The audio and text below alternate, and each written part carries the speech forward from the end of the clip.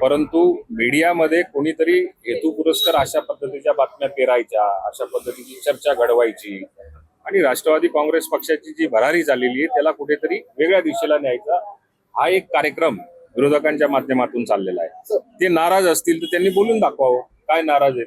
आता परवा गुवाहाटीला गेले, त्याच्या आधी ते कोलकात्याला गेले, एकत्र विमानात गेले, अनेक बैठका झाल्या, अनेक निर्णय झाले. त्या अनेक निर्णयांमध्ये सगळ्या या नेत्यांचा सहभाग होता आणि त्या पद्धतीने त्यांनी निर्णय प्रक्रियेमध्ये सहभाग जर का असेल तर नाराज राहण्याचं काही कारणच नाही.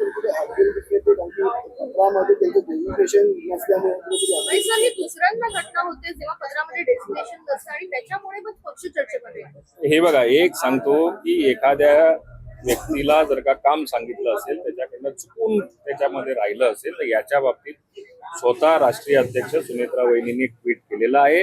याच्यामध्ये जर का त्यांना बदल करायचा असेल तर नक्की ते करतील. एकूणच रोहित पवार म्हणता आहेत की देवेंद्र फडणवीसांनी लिहून द्यावं की राष्ट्रवादीच्या आमदारांना आम्ही फोडणार नाही आणि फडणवीसांनी आधी अनेक आश्वासनं दिलेली होती. ते पुन्हा म्हणते की आम्ही त्यांना फोडलं नाही तर तेच आमच्याकडे आले. ते राष्ट्रवादीचे आमदार फोडणार नाही म्हणजे त्यांच्या पक्षाचे फोडणार नाही असं त्यांना लिहून पाहिजे. हे बघा, राष्ट्रवादी काँग्रेस पक्षाचे पवार साहेबांच्या पक्षाचे जर का फोडत असतील तर ते त्यांना ते लिहून घेण्याचा किंवा मागण्याचा तो अधिकार आहे. त्यांनी आणि देवेंद्र फडणवीस साहेबांनी ते एकत्र बसून बघावं.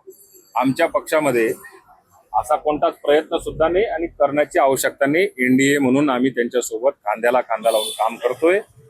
आम्हाला आता दादा गेल्यानंतर आज जर का सर्वात जास्त जवळ कोणी करत असेल तर वहिनींबरोबर मुख्यमंत्री सुद्धा आमच्या पक्षाच्या आमदारांना व्यवस्थित न्याय देण्याचा प्रयत्न करतात. रोहित पवारांचा हा जो दावा आहे, राष्ट्रवादी असेल किंवा शिवसेना असेल, यातली एक गट जो आहे तो फुटणार आहे. आमदार भाजपला लढतील असं काही समजा, म्हणजे तुमचे अर्धे आणि अर्धे शिवसेनेचे भाजपमधनच आज लढतील. 237-35 आमदार आमच्या सोबत आहेत. अजून 40 कुठे वाढवायचे आहेत, कुठे जाणार आहे? आमचा आकडा 232 वरून 250 वर नक्की पुढच्या काळामध्ये जाणार आहे. एकत्रच निवडणूक लढणार आहेत, एकत्रच राहणार आहेत. त्यामुळे फोडून त्यांच्याकडे करतील काय? म्हणजे त्यांच्याकडे रोहित पवारांना हे म्हणायचं का आमच्या पक्षातनं फोडतील आणि भाजपच्या तिकिटावर उभं करतील, असं त्यांना म्हणायचंय का? उलट त्यांच्याकडे जागा नसेल तर आम्ही आमच्याकडे त्यांना त्या पक्षातल्या लोकांना घेऊ शकतो. म्हणून असला काही प्रकार होत नाही. आमचा पक्ष खोटाच आहे, याला काही अर्थच नाहीये. 3 वर्षानंतरच्या निवडणुका आणि आतापासून ते नाशिकमध्ये जसं भविष्य सांगितलं जायचं तशा पद्धतीने यांनी भविष्य सांगायला एक दिवस ते खोटं ठरेल. हे बघा तुम्ही. काल महत्वपूर्ण बैठक पार पडलेली आहे सिल्वर ओक वरती, काय सांगाल? ही महत्वपूर्ण बैठक पवार साहेबांकडे पार पडलेली नाही. मुळात त्यांना हॉस्पिटलाइज झाल्यानंतर घरी आल्यानंतर त्यांना बघण्याकरता तटकरे साहेब गेल्या 15 दिवसापासून प्रयत्न करत होते. माझं आणि तटकरे साहेबांचं स्वतःचं बोलणं झालं.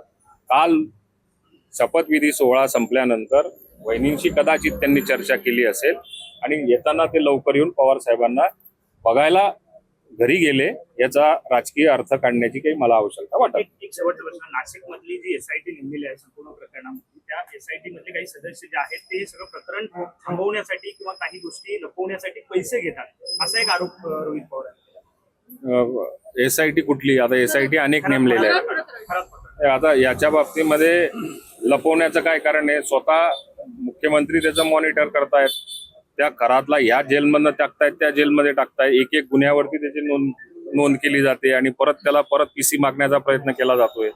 लपवण्याचा काही प्रश्नच येत नाहीये. शेवटच्या प्रश्न, सुनेत्रा पवारांनी मुख्यमंत्र्यांना पत्र लिहून आपल्या नगरसेवकांना, लोकप्रतिनिधींना निधी मिळत नसल्याची तक्रार केल्याची बातमी समोर आली आहे. यावर काय सांगा? हे बघा, वहिनींनी जर का आमदारांना निधी मिळाला पाहिजे, नगरसेवकांना निधी मिळाला पाहिजे, याच्यासाठी मागणी नाही करणार तर मग कशासाठी? त्याला तक्रार थोडी म्हटलं जातं. ती एक प्रकारची आमच्या पक्षाच्या कार्यकर्त्यांना सुद्धा बळ मिळालं पाहिजे.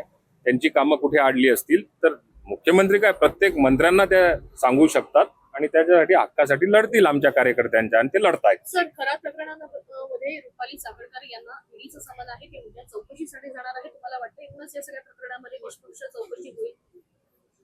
आतापर्यंत तुम्ही मीडियाने बघितलं असेल, याच्यामध्ये कुठलाही लपवण्याचा, निष्पक्षपणे चौकशी जर का करायची असेल तर त्याच्यामध्ये तुम्हाला कुठे काही कमतरता वाटते का?